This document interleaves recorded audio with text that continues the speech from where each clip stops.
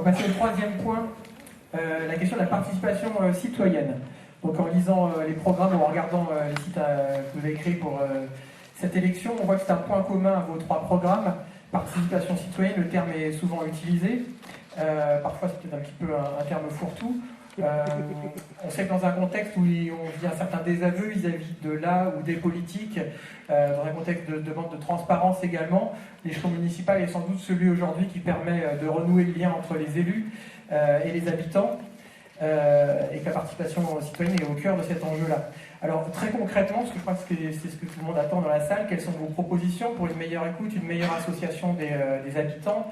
Quels outils, quelles structures pour réussir cet objectif qui vise à fédérer toutes les générations autour d'un projet de ville? Quelle place pour les quartiers aussi, pour les initiatives innovantes? Faut-il mettre en place des budgets participatifs? Et enfin, par exemple, quelles propositions pour y intégrer les jeunes? C'est Madame Poirier qui va débuter, puis Monsieur Landrin et enfin Monsieur Auron. Alors moi, c'est un sujet avec lequel je suis très à l'aise.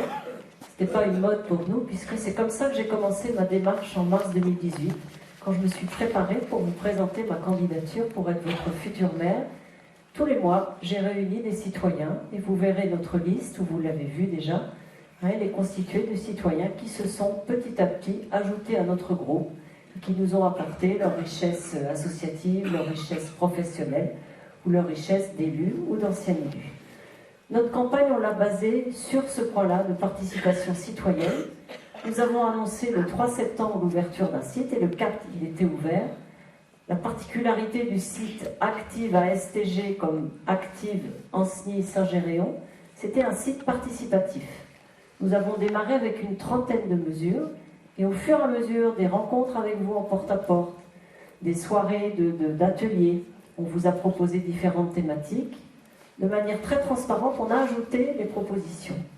Et pourquoi est-ce que c'était interactif? C'est que vous aviez, mais beaucoup d'ici sans doute, si vous êtes venus ce soir, c'est que vous l'avez déjà consulté, il y avait des petits smileys pour que vous nous indiquiez quelles étaient vos préférences. C'est comme ça qu'on a construit notre programme. C'est aussi pour ça qu'il n'est pas sorti, parce qu'il y a tout un travail on mouline tout ça. Et on a répondu, nos propositions que vous allez recevoir ce week-end dans vos boîtes aux lettres, proviennent à 60% de ce travail avec les habitants. Nous avons noté également que certains d'entre vous, vous ne faites pas le pas pour venir jusqu'à la mairie, jusqu'à l'hôtel de ville, pour venir rencontrer des élus. Et à la fois, vous souhaitez une meilleure proximité élus-citoyens. Ce qu'on va vous proposer, c'est une permanence mobile. Quelque chose de tout simple, ce n'est pas un véhicule qu'on va acheter. Lors de grosses manifestations, vous en connaissez tous, soit des tournois sportifs, des manifestations culturelles, le salon des collectionneurs, enfin que sais-je, on aura par exemple un petit jardin, c'est encore à définir le côté matériel, avec des élus présents, des élus qui pourront vous renseigner, alors peut-être pas sur toutes vos questions, mais ils vous diront où aller vous renseigner. C'est l'élu qui viendra vers vous, puisque on est de nombreux élus, je pense, dans la salle. Les permanences du samedi matin, c'est parfois un obstacle. Ou vous avez autre chose à faire le samedi matin. Mais voilà, des lieux de convivialité, on ne viendra pas vous embêter, mais on sera sur place. Donc si vous pensez à une question que vous avez à poser aux élus ou à travers les élus au service, voilà un lieu avec cette permanence mobile. Enfin, je vous disais que les citoyens ont pu voter sur notre site. Une des propositions qui a été la plus plébiscitée, c'est le Conseil des sages. Le Conseil des sages, c'est donc une instance qui permet une réflexion de nos aînés, donc à définir, les aînés volontaires, les aînés qui sont élus. Mais c'est un Conseil des sages, c'est une fédération nationale. La Fédération des villes et Conseil des sages. J'avais moi-même une collègue qui en était responsable, vous voyez, à la ville de La Roche-sur-Yon. Donc j'ai pu mesurer ce travail important qu'elle faisait avec eux.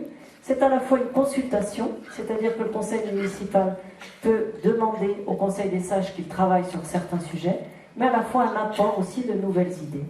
On s'appuie, moi par exemple, je suis ici depuis 24 ans, on s'appuie sur l'histoire de la ville d'Ancenis-Saint-Géréon avec des gens qui sont là depuis toujours, qui nous apportent ce plus de l'histoire de la ville, mais on s'appuie aussi sur des aînés qui sont arrivés depuis peu dans la ville, mais qui ont une vraie expérience, soit associative, soit professionnelle. Ce Conseil des sages, l'intérêt d'être dans cette fédération, je pense à ma collègue de La Roche-sur-Yon, c'est que vous pouvez faire des échanges avec d'autres conseils des sages d'autres villes. Et puis ce Conseil des sages là, que je connaissais, ils sont allés par exemple une visite au Sénat. Vous voyez, de faire partie d'une fédération nationale, vous donne aussi des possibilités, j'allais dire c'est du donnant-donnant. On s'appuie sur cette richesse que nous apportent les aînés, mais eux aussi en retirent beaucoup. Et puis, vous avez parlé, Monsieur Boyer, des quartiers. J'ai choisi d'avoir un conseiller délégué, à la fois pour les associations de quartier, puisqu'il y en a qui existent et qui fonctionnent bien, et puis nous aimerions que dans les quartiers où ça n'existe pas, soient définis des conseils de quartier, pour en particulier avec un budget participatif par quartier, proposer des animations. Et les animations dans tel quartier ne seront pas les mêmes que dans un autre. On peut imaginer par exemple dire tel samedi matin le quartier du Bois-Jauny ferme telle route, et en fonction des envies ou des compétences des habitants qui sont là, de leur passion, de ce qu'ils veulent partager, une proposition sur le quartier du Bois-Jauny ne sera pas du tout la même qu'une proposition dans un autre quartier vers le Saint-Géréon par exemple. Donc voilà une proposition, mais nous voulons leur accorder un budget participatif par conseil de quartier. Donc tous les quartiers ne seront pas en même temps. Notre souhait, c'est de s'appuyer sur les associations de quartiers qui fonctionnent déjà, mais commencer des quartiers tests avec des citoyens volontaires de ces quartiers. Mais vous voyez, avec cette particularité, vraiment en allant en porte-à-porte, et vous connaissez l'histoire de la ville, vous aussi, il y a des identités de quartiers qui ont besoin d'être conservées. Alors, en tant que maire, la démocratie locale ne doit pas se limiter à une consultation électorale tous les 6 ans. Être citoyen, c'est aussi avoir la capacité d'agir et de participer à la vie de sa commune. La démarche participative citoyenne est un enjeu démocratique de première importance. C'est réduire une coupure souvent constatée entre les habitants et les élus, qui est souvent gage de frustration. Je veux faciliter une mise en relation régulière entre la population et les élus. Il faut que les habitants soient associés sur des projets ayant un impact sur leur cadre de vie ou l'organisation de leur quotidien. À l'occasion de ce nouveau mandat, en tant que maire, je propose de mettre en œuvre une gouvernance réinventée, plus citoyenne et collaborative. Cela passe par l'élaboration d'une charte pour la démocratie locale et participative. Qu'est-ce que ça veut dire? C'est un ensemble de dispositifs et de procédures qui permettent de mieux faire participer les habitants à la vie de la commune. Une des conclusions du grand débat de février et mars dernier a montré que la population était en attente de plus de participation à la vie de leur commune. Eh bien, je vais privilégier les démarches de réflexion, de concertation et de participation pour tous les grands projets. Par exemple, à travers notre site internet qui sera repensé. Cela passe par une information complète et objective des habitants, leur permettant d'accéder à la connaissance de ce qui se passe ou se prépare sur leur commune. C'est-à-dire quoi? Quel est le projet? Quelles en sont les raisons, les objectifs, les contraintes, le coût estimé, le calendrier souhaité? C'est quand? Suffisamment à l'avance pour qu'on soit dans une réelle concertation.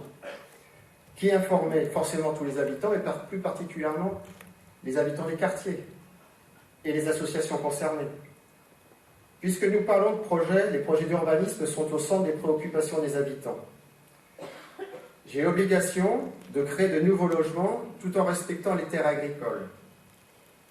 Cela passe obligatoirement par une densification de l'habitat, mais pas n'importe comment. Je souhaite un urbanisme raisonné, respectueux des autres pavillonnaires, et pour cela, nous allons rédiger un cahier des charges avec des choix d'aménagement plus contraignants que les règles locales du plan d'urbanisme. C'est rendre la concertation en amont indispensable avec les futurs aménageurs, les constructeurs publics ou privés, les bailleurs sociaux. Je préfère investir dans le temps et que le futur projet soit expliqué et surtout accepté par tous. La démocratie citoyenne, c'est la création, je l'ai dit tout à l'heure, d'un conseil des sages, rendant les retraités, les personnes âgées médiateurs de la société, instance donnant un sens solidaire et citoyen à leur vie par la mise à disposition de leurs compétences, de leur temps, de leur écoute et surtout de leur tolérance. Ce conseil des sages peut faire fonction d'interface avec la population, de demande de revendications ou de doléances, de relance de propositions ou d'initiatives d'habitants, d'études ou de mise en place de projets confiés par la municipalité ou initiés par le conseil des sages. C'est une instance de réflexion et de conseil sur des problèmes spécifiques, le transport, la solidarité, la délinquance, la circulation. La démocratie locale, c'est l'expérimentation d'un budget citoyen participatif annuel pour soutenir les projets d'intérêt général. Le but, c'est d'améliorer le cadre de vie de chacun dans son secteur, Pour cela, nous nous appuierons sur les conseils consultatifs de secteur. Nous devons leur donner plus de poids. Ainsi, ces projets citoyens seront recueillis par chaque conseil consultatif de secteur. Ils doivent répondre à des besoins collectifs à l'échelle d'un secteur ou de la commune. Dans un deuxième temps, ils seront expertisés techniquement, juridiquement, financièrement, évidemment, par les services municipaux.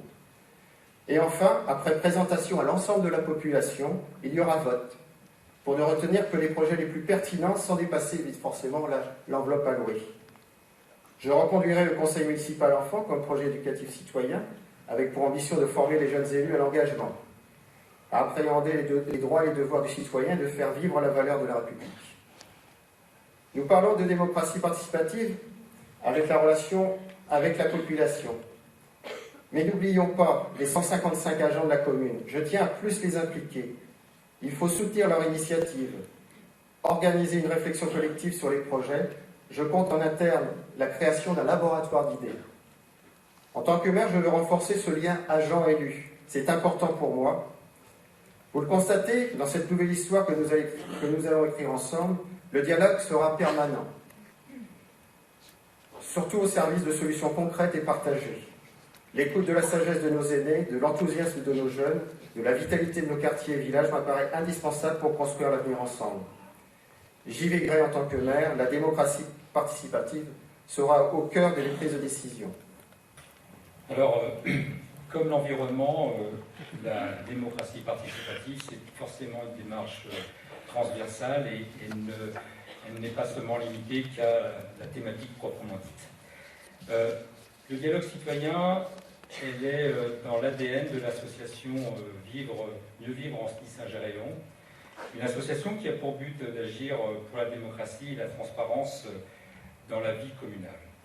Et c'est cette même association qui, en mars 2019, m'a élu pour conduire la liste Ancenis-Saint-Géréon, une ville en transition, avec 90% des votants. Alors je ne demande pas autant le 15 mars. Durant ce mandat, nous avons déjà fait des propositions avec les élus de la minorité, notamment dès septembre 2014, où nous avions proposé lors d'un conseil municipal une charte de démocratie participative pour une plus grande cohérence des différentes instances démocratiques. Ça n'avait pas été retenu malheureusement. En mars 2017, dans le cadre de la délibération portant sur la création d'une nouvelle commune en Saint-Géréon au 1er janvier 2018, nous avions déposé un amendement qui proposait deux actions. La première action, un temps de concertation avec les citoyens, et la deuxième action, une consultation citoyenne, considérant qu'il fallait revenir devant les habitants, puisque aucun candidat en 2014 n'avait proposé dans son programme la création d'une nouvelle commune.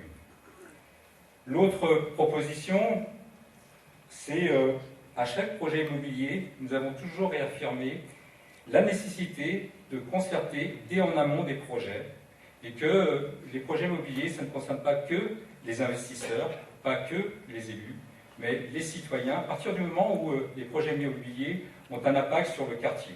Donc je me réjouis effectivement qu'il y ait des propositions dans ce sens. Mais avant de parler de démocratie participative, il faut veiller au bon fonctionnement du conseil municipal, et notamment le respect du travail des élus de la minorité, en rendant par exemple public sur le site de la ville les procès-verbaux qui relatent les débats en conseil municipal. Ce n'est pas le cas aujourd'hui, et c'est vrai que l'absence des projets-verbaux accessibles aux habitants favorise la désinformation, comme ça a été le cas dans la lettre récemment de remerciement et de soutien à Pierre Landrin que M. le maire vous a adressée, avec des mensonges d'approximation concernant donc la position des élus de la minorité sur deux dossiers.